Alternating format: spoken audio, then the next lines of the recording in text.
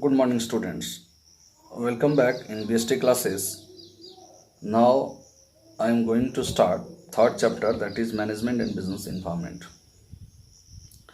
After studying this chapter, we will be able to understand concept of business environment, importance of business environment, dimensions of business environment, meaning and components, impact of government policy, change on business with special reference to liberalization, privatization, and globalization. Now, every business enterprise owes its existence to the society. It draws its input from the society, convert them into output, and supply it to the society. It operates in association with the various groups in the society, such as customers, suppliers, competitors, bank and financial institution, trade union, etc. The constitution constitute the environment of business as they influence the function of business. Now question is arises, what is business environment? जैसा हम कि जानते हैं कि प्रत्येक business organisation क्या है, एक सोसाइटी का पार्ट है, it is the part of the society. तो business environment can be defined as the sum total of all the external factors and forces that influence the functioning of a business enterprises. These factors may be social, economical, political, legal, technological, and other institutional constitute the business environment.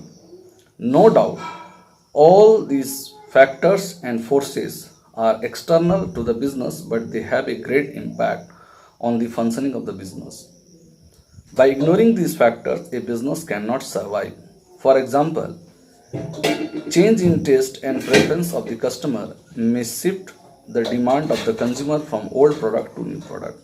Change in government policy, like increase in tax, will lead to an increase in price of the product. Similarly, change in technology may existing product obsolete.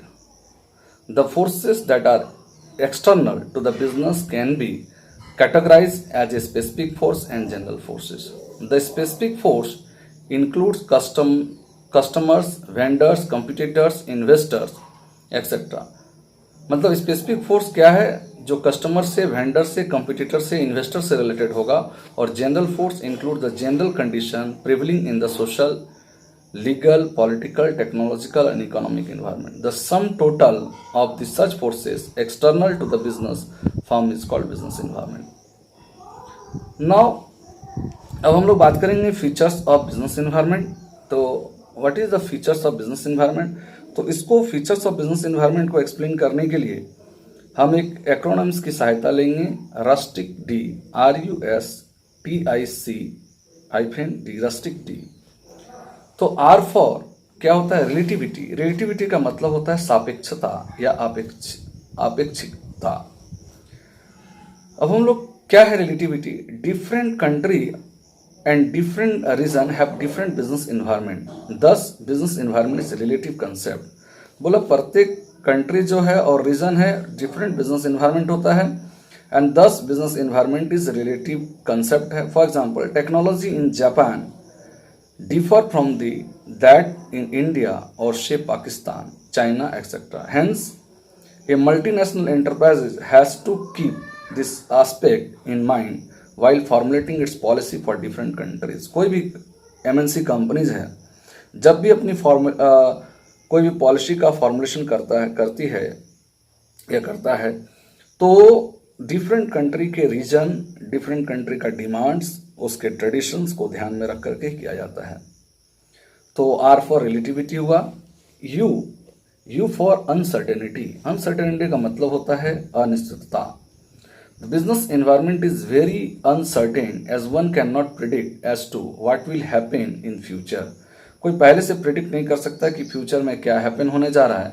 When environment changes are taking place too frequently, especially in case of fashion industry, film industry and information technology. It is dynamic nature makes it all more challenging to handle the uncertainty. S for होगा specific and general forces. Now business environment is made up with both specific and general forces. Specific force refers to the customer, जैसे कि हम लोग बताएं, specific force जो customer से, competitor से, investor से रिलेटेड होगा, उस प्रकार के फोर्स को हम लोग स्पेसिफिक फोर्स कहेंगे. Which have a direct effect on the day to day working of the business, जो उसका डे टू किसी बिजनेस के, पर्टिकुलर बिजनेस के डे टू डे एक्टिविटी से रिलेटेड होगा. While the general forces refers to the social, political, legal, technological and other forces which indirectly affect the operation of business.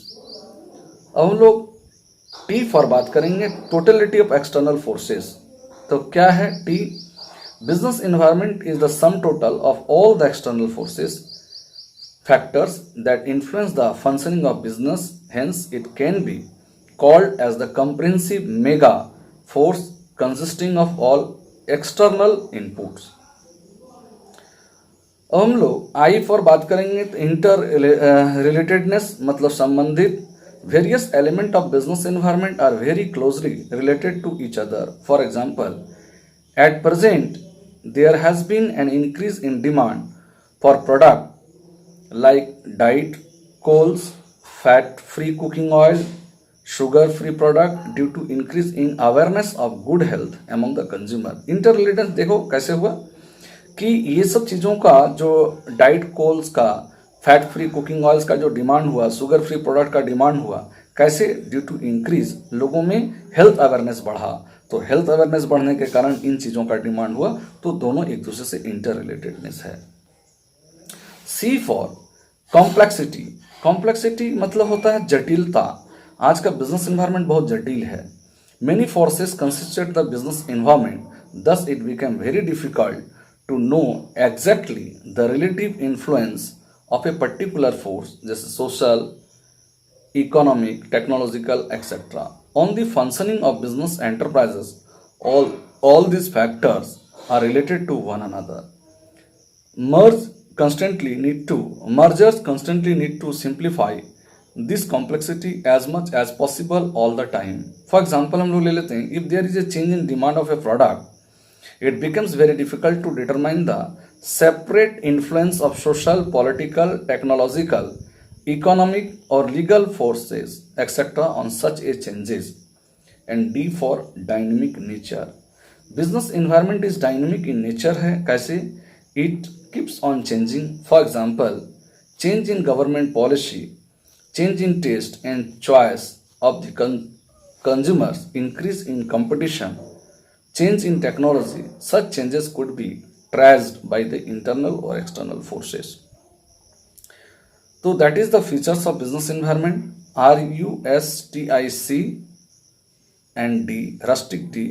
There are the 7 features of business environment. और ये 7 features को हम acronyms के सहायता से explain किए हैं ताकि आप लोगों को याद रहे एक्रोनिम्स को. तो इसको रिवीजन करना है, बार बार देखना है, ध्यान देना है किस तरह से हम लोग एक एक्रोनिम्स के सहायता से 7 फीचर्स को हम लोग डिस्कस किए. अब हम एक केस स्टडी डिस्कस कर रहे इस चैप्टर में, जिससे हम लोग need for understanding business environment को समझेंगे. Mister Ajay, after doing MBA from USA, comes to India to start a new business named AZ Creation Limited.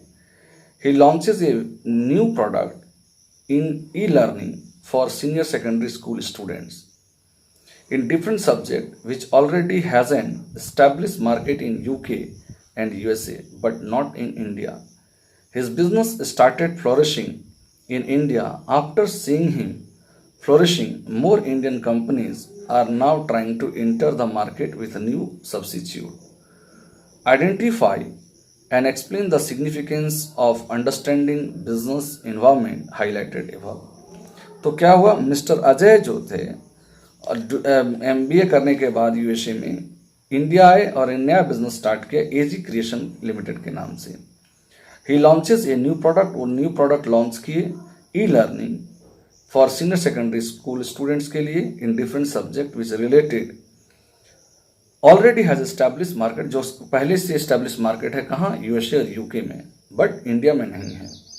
उसका बिजनेस फ्लोरिशिंग हुआ इंडिया में. इसको देख करके दूसरी कंपनीज भी इस मार्केट में आने के लिए नया नया सब्सिट्यूट लेकर के आने के लिए कोशिश किया. तो बोला identify and explain the significance of understanding business environment highlighted above. तो पहला क्या होगा, identifying opportunity and getting fast mover advantage. Now more companies are entering the market with a new substitute, so which advantage of understanding the business environment do you thinking is applicable, explain it. अब हम लोग business environment के importance पर बात करेंगे। तो इसके लिए एक एक्रोनिम्स की सहायता लेते हैं। CEO कैपिटल में लिखना है, I कैपिटल में लिखना है, N शॉर्ट में लिखना है, UP अप, CO इन अप। तो पहले C से होगा कॉपिंग विद द रैपिड चेंजेस, मतलब इसको हम लोग इस तरह से लिखेंगे, it helps in coping with the rapid changes. मतलब बिजनेस एनवायरनमेंट क्या करता है, हमको हेल्प करता है, जो लगातार रैपिडली चेंजेस हो रहा है मार्केट में, इन्वायरमेंट में जो चेंजेस हो रहा है उसके साथ अपने आप को एडजस्ट करने में हमको हेल्प करता है। Business environment is a very dynamic, one can see changes like new technology, fragmented market, more demanding customers, heavy global competition, and so on. Thus, in order to efficiently copy with these changes, manager must understand the environment and should adopt the appropriate course of action at the right time. It helps management become more sensitive to ever-changing need of customers. As a result, they are able to respond to such changes effectively. तो CO इन अप, तो C से हम लोग देखें it helps in coping with the rapid changes. अब हम लोग E पर बात करेंगे। तो अर्ली वार्निंग सिग्नल्स, मतलब it helps the firm to identify threats and early warning signals में हमको हेल्प करता है। इन्वायरमेंट क्या करता है, एंटरप्राइजेस को रिकॉग्नाइज करने में हेल्प करता है qualitative information in advance which can be use to prepare it for facing like changes. For example, if any new multinational company is entering the Indian market, the manager of the Indian firm dealing with the same product as that of the multinational company should take it as in warning signals. He should handle this thread productively as and well ahead of the launches of the MNC product, like measures like improving the quality of his product, heavy advertisement etc. इस सब को करके हम लोग को help मिलता है। अब हम लोग O पर बात करेंगे। तो O for opportunity in getting the first mover advantage, it enables the firm to identify opportunities and getting the first mover advantages. तो बिजनेस एनवायरनमेंट क्या करता है, provide many opportunity to the firm to improve their performance. The firm which are able to scan this opportunities at an early stage get maximum benefit and can leave their competitors behind. तो it helps to giving the advantages देने में मदद करता है। हमको पहले से, अगर हम बिजनेस एनवायरनमेंट को स्कैन कर लें तो पहले से पता चल जाता है क्या अपॉर्चुनिटी है और उस अपॉर्चुनिटी को ग्रैब करने में मदद मिलता है बिजनेस एनवायरनमेंट को। अब अगर हम I से बात करें तो it helps in improving performance. Environment क्या करता है, हम लोग को अवेयर हो जाते हैं, continuing broad based education for management, objective of qualitative information हम लोग को जनरेट कर लेते हैं। By such understanding provides a strong base for strategy thinking. The enterprises that monitor their environment closely can adopt suitable business practices not only to improve their performance but also to become leader in the industry में leader बनने में भी हम लोगों को help करता है। तो I से हो गया। U से useful resources, it helps in tapping useful resources. Business required many resource like raw material, tools, equipment, finance, labour etcetera. For performing business activity these resource are known as input के रूप में इन resource को हम लोग जानते हैं। Business environments provide all these input to the business firm for carrying out their activity and also expect something in return.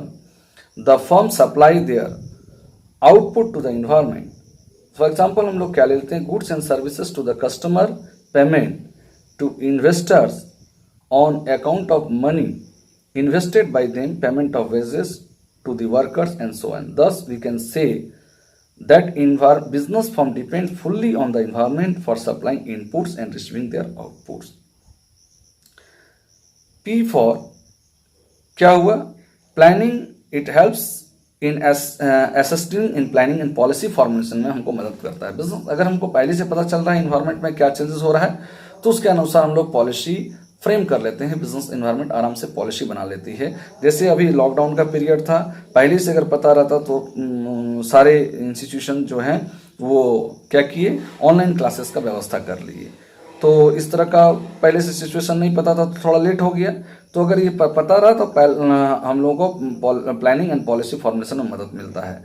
The business environment bring both threats and opportunity to a business. Hence understanding of environment helps the management in future planning and decisions making. For example, competitors increase with the entry of new firms in the market.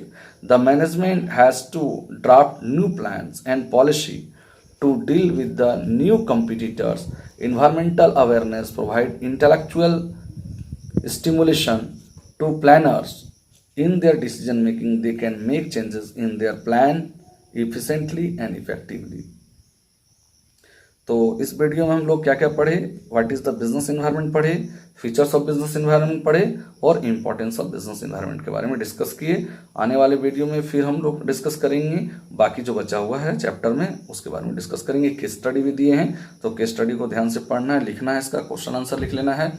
और इस chapter को हम लोग online पढ़ा भी चुके हैं तो जितना पढ़ा है उसका हम PDF भेज दे रहे हैं और ये वीडियो को बार बार रिविजन करना है, देखना है.